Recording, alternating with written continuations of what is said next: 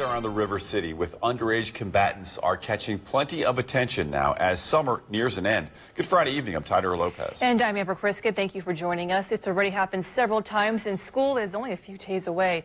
Madison Porter has our top story. Amber and Tyler, large groups of kids are causing havoc around the city. But even with multiple organizations keeping them busy, problems still keep popping up. And I think this summer with school being out and the lack of programs, I think the kids just kind of find some things that they shouldn't be getting into. The most recent fights happened Wednesday night at the Heart of Illinois Fair. After Peoria police broke up the first fight, the group regathered in a different location where police had to take more action. If you take a look at this map, you can see where some of the most recent fights large groups of minors have gathered and caused the scene. Family events like the fair are common places where these kids gather. Rob Murphy, the director of the fair, says they work with the police department to predict what these kids might do. It's the kids. It really is. But talking with the police, knowing what's going on in town, it always helps, and keeping those lines of communication open is the big thing. But when the kids are arrested, most of the time they're sent back to their parents. It may help for some, but not for others.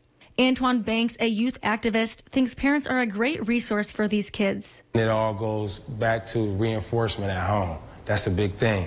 Kids can be in programs, kids can be in activities.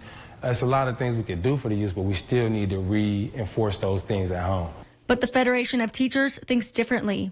It is not looking forward to school starting in a couple weeks. Because of the spark in violence among young people, the group posted on Facebook this morning expressing frustration. It says it's no longer going to tolerate aggressive actions, being cussed out, and it won't put its safety at risk by breaking up their fights.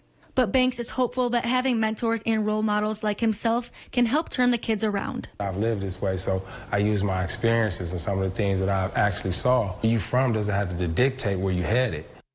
Banks says he's been in these kids' positions before, and with his organization, he hopes to show kids they're not the product of their environment and can make positive change.